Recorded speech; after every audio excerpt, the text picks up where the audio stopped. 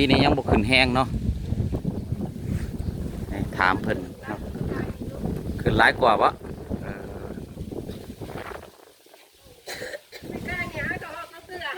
เอออืมเลยกบเปื่อยกบเดือยกบหมักเรือเนาะปีนี้ขึ้นแล้วหอนเงาเรือเนาะแห้งอะไรพี่น้องน้ำเนาะน้ำขึ้นแห้งขนาดพี่น้องเนาะแต่ว่านี่เขาว่าเนาะอ๋อตัวพี่น้องเดี๋ยวจะซูมให้เบิ่งได้พี่น้องเนาะขึ้นแห้งอะไรได้พี่น้องต้นไม้อันนั้นมันจะเป็น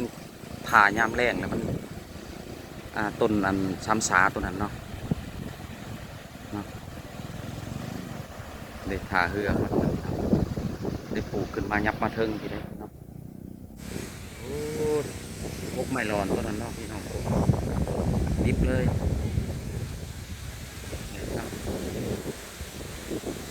ลมกับแห้งพี่น้องทั้งฝั่งไทยเบิ่งกันเนาะลมขนาดเลยแล้วก็ยังมีเรือลำหนึ่งนะพี่น้องอยู่กลางคลองเนาะทีนี้มันยังอัปเดตให้พี่น้องได้เห็นเนาะลำคลองขึ้นแห้งพี่น้องเนาะเบิ่งกว่าพี่น้องเดี๋ยวซูมเขาอีกตัวนี้ท่วมสีฮอดยอดไม้ขั้นท่วมฮอดยอดไม้นี่คือว่าฮอดบอลลุงอื่นยืนเลยเนาะเหตุนี่ก็เป็นบ้านนาทรายพี่น้องเนาะลุงอื่นสิไปแก่งกระเบาเนาะก็เลยมาแวะพักผ่อนหน่อยหนึ่งเนาะผู้ซีจะขึ้นเนื้อหรือว่าลงใต้ก็ต้องผ่านนาทรายเนาะแขวงสวรรณเขตเนาะส่วนด้านนี้ก็ทางที่เราจะเดินไปแก่งกระเบาเนาะจังไรเฮาสีพาพี่น้องไปทางนี้เนาะเป็นทางยางอยู่เลยพี่น้องเลยเนาะไปเบิ่งว่าน้ำโค้งสิขึ้นสำใดเนาะแล้วก็สิอัปเดตให้แต่ละบ้านมันผ่านจุดใดเนี่ยเนาะเลยคู่ใจเฮากะกำลังสิไปเนาะพี่น้องเนาะไปเตรียมกันเลยไปเลยพี่น้องเนาะไปเบิ่งน้ำกันทางเส้นนี้ไกลสำใดแต่ว่าเขาว่าใกล้เติมได้พี่น้องประมาณ30 กิโลพี่น้องทางก็เป็นทางยางแบบนี้แหละเนาะ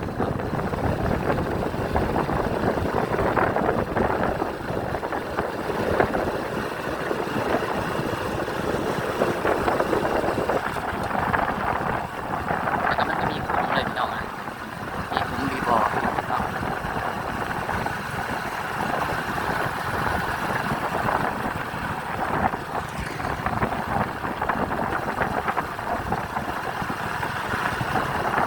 จนได้ฮอดจุดต่างๆลุงอื่นก็สิอัปเดตให้เห็นนะพี่น้องเนาะ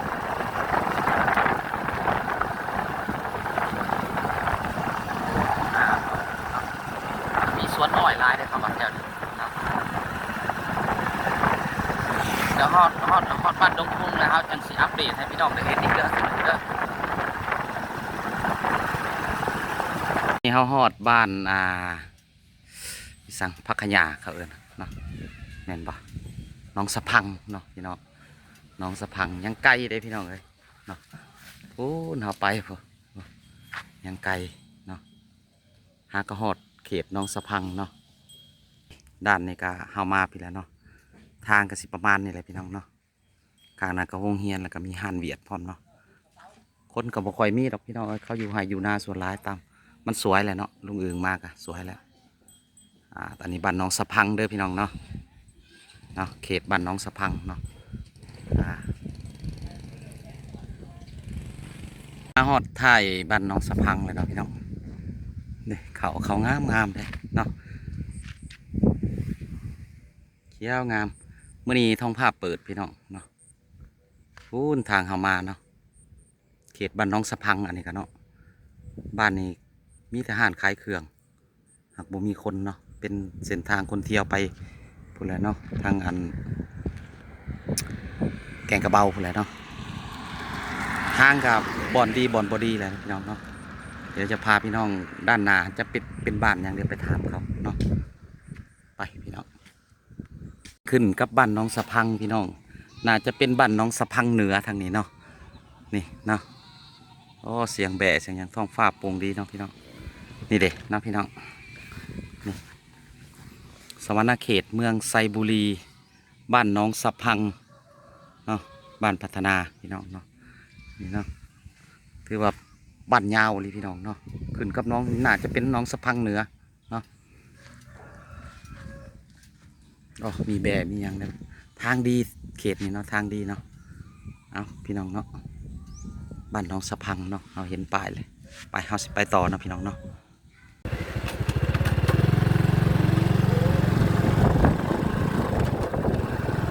ทางขัดยุพี่น้องเป็นบ้านยาวพี่น้อง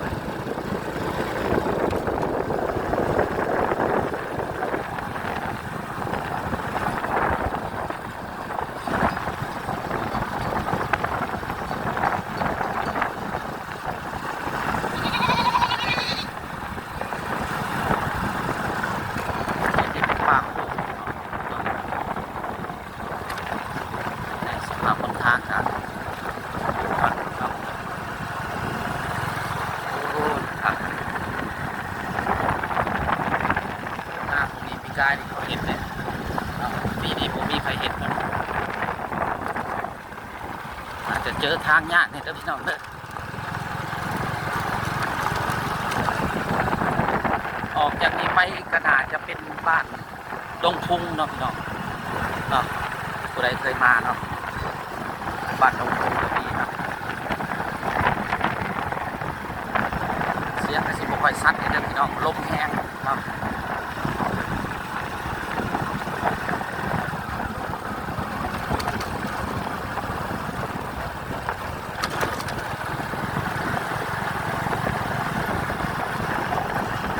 เดี๋ยวเขาจะรายงานเป็นทีละจุดทีละจุดไปเนาะพี่น้องเนาะพี่น้องบ้านดงพุงเนาะบ้านใหญ่เดี๋ยวนี้เนาะหลายปีเลยลุงอึงบ่ได้มาเนาะเป็นบ้านใหญ่ๆเนาะเส้นทางก็ขักอยู่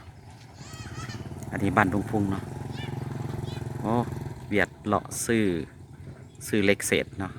บ้านนี้ใหญ่เลยพี่น้องเลยเนาะใหญ่บ้านยาวอีกเนาะพอขาดซื้อแบะเนาะตอนนี้ฮะที่มุ่งนาไปแก่งกระเบาเนาะยังไกลพี่น้องเนาะบ่ค่อยมีคนเนี่ยเขาอยู่ไร่อยู่นาอยู่สวนเนาะแถวนี้เขาจะเห็ดสวนน้อยส่วนใหญ่เนาะเขาก็สิเดินทางต่อเนาะ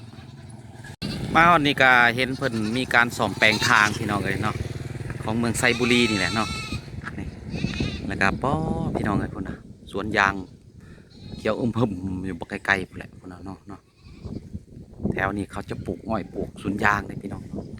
มันมีบริษัทแล้วก็เขาเอิ้นนิคมเนาะพี่น้องเนาะบางคนก็จะเป็นพื้นที่เจ้าของอะไรเนาะยังไกลพี่น้องเนาะเดี๋ยวเขาก็จะไปพุ่นแหละด้านหน้าพุ่นแหละพี่น้องเนาะไปพี่น้องไปต่อเนาะดูมาให้เห็นอีกเนาะบรรยากาศทางในกาแล้วแต่เนาะเพิ่นก็ซ่อมแซมไปแต่ละปีเด้เนาะไปพี่น้องทางเส้นเก่าตั้งแต่กี่พุ่นแหละเนาะด้านนี้ก็จะเป็นป่าดงเนาะไปมาหอดนี่มีบ้านผักได้พี่น้องเลยเนาะนี่บ้านผักอีสังเกาะมีสมิงโฮมสเตย์พี่น้องเนาะนี่เนาะ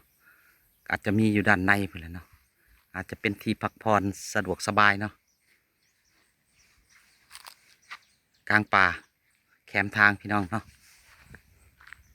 ไปเฮาก็สิไปต่อเนาะเอาละเส้นทางเฮายังยาวไกลจะมาอัปเดตให้พี่น้องเห็นเด้อวันนี้เฮามาฮอดแก่งกระเบาเลยพี่น้องเนาะแต่ว่าอยู่ในตอนไก่เสือหอดมันเนาะนี่มาอัปเดตเส้นทางให้เห็นนะพี่น้องเนาะทางคักแล้วทางกันเนาะพี่น้องทางงามเลยเนาะโอ้สวนกล้วยเขาพี่น้องเลยมาเห็นเนาะสวนกล้วยเขา แล้วก็สวนยางทั้งเทิงเนาะเฮาสิพุ่นแหละไปบอนจุดใหญ่มันเนาะบอนสามแยกเลยเนาะไปพี่น้องไปกันเลยพี่น้องเอ้ย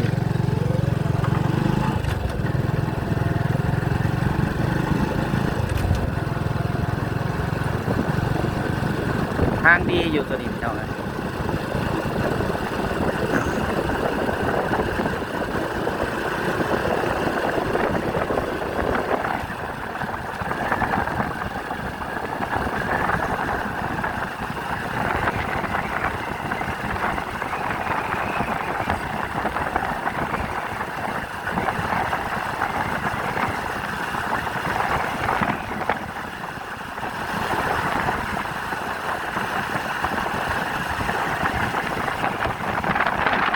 นี่เป็นบางส่วนว่าไงเนาะ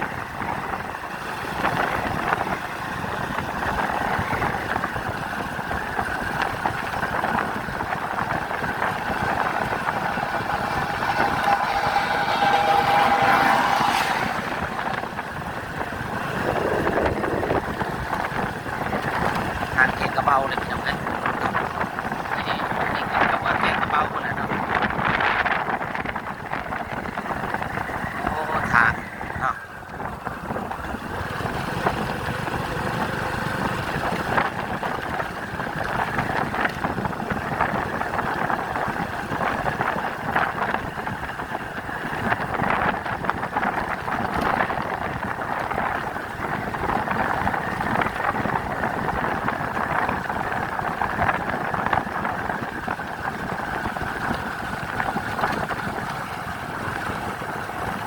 นี่พี่น้อง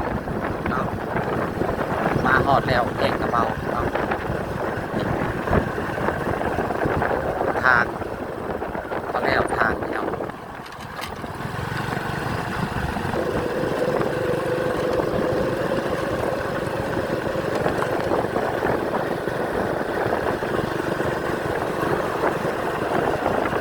ตะกี้มันเป็นเมืองเก่าเลยเมืองไซบุรีเลยนะย้ายไปตอกเส้นทางที่13แล้วนี่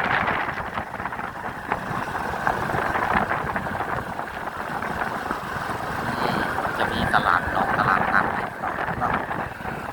เนาะสำนักเขาตลาดนัดเลยเนาะ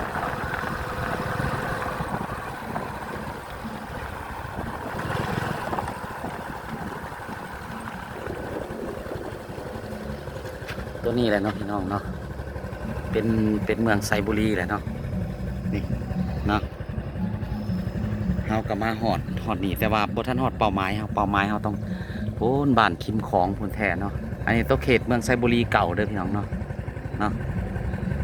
ก็มีตลาดนัดแต่ว่าบ่ฮู้มื้อใดเนาะแต่ว่าเฮายังสิไปด้านหน้าเนาะเป็นเมืองท่าพี่น้องเนาะไกลเมืองท่าคือแก่งกระเบาตะกี้เนาะ นี่จะเป็นสำหรับเมืองเก่าครับเป็นอย่าง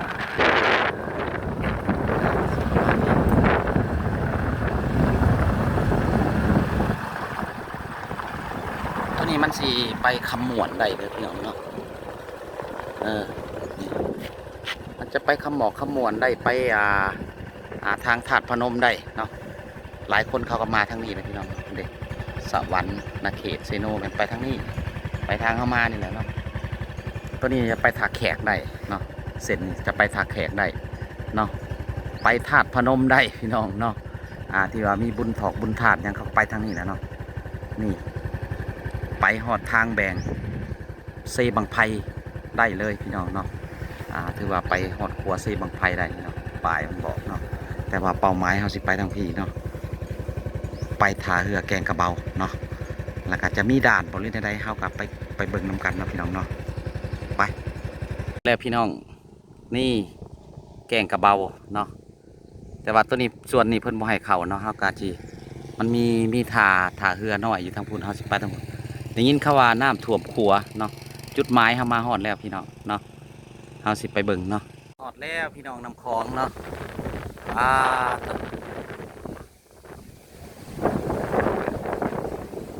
ท่าเรือเลยพี่น้องนี่เนาะแห้ง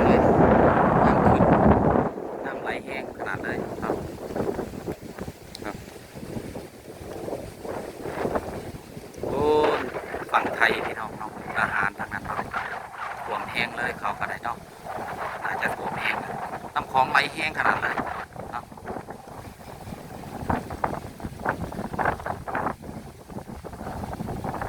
ไหลแห้งพี่น้องน้ำคลองเนาะ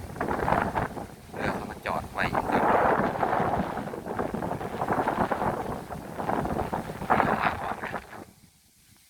บริเวณท่าเรือเนาะ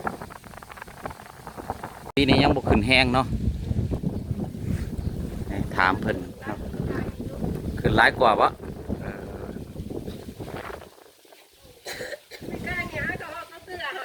เออ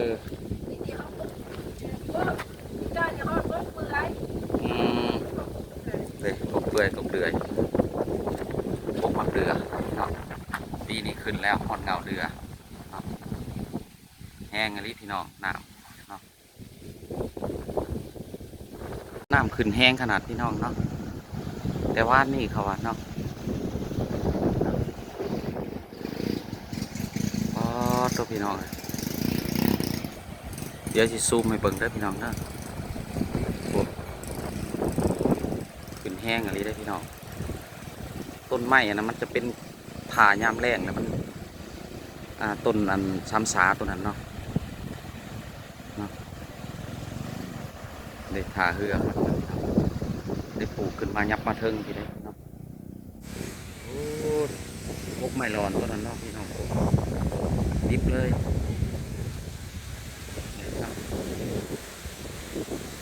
ลมกับแห้งพี่น้องทางฝั่งไทยเบิ่งกันเนาะลมขนาดเลยแต่ก็ยังมีเรือลำหนึ่งนะพี่น้องอยู่กลางคลองเนาะที่ไม่มีอย่างมาอัปเดตให้พี่น้องได้เห็นเนาะลำคลองขึ้นแห้งพี่น้องเนาะเบิ่งกว่าพี่น้องเดี๋ยวซูมเข้าอีกตัวนี้ท่วมสีฮอดยอดไม้ขั้นท่วมฮอดยอดไม้นี่คือว่าฮอดบอลลุงอื่นยืนเลยเนาะเป็นมุมไกลนะพี่น้องมุมไกลนะปกติรถพี่น้องเรือก็จอดตามแคบคือมาอัปเดตให้ก่อนเด้อหน่อยเขาบ่ย่านพี่น้องเขาเคยอยู่แคมป์ถ่าเขาบ่ย่านเนาะ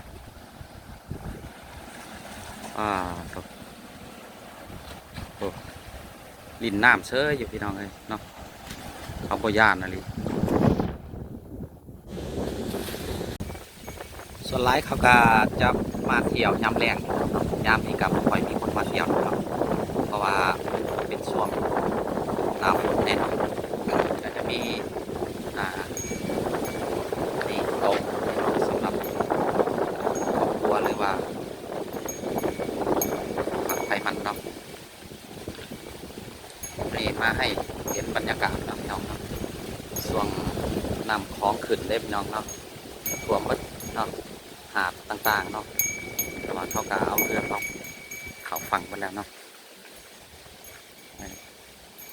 เห็นเนาะพี่น้องผมได้บรรยากาศพี่น้องเนาะใครอยากมาเที่ยวกันนะ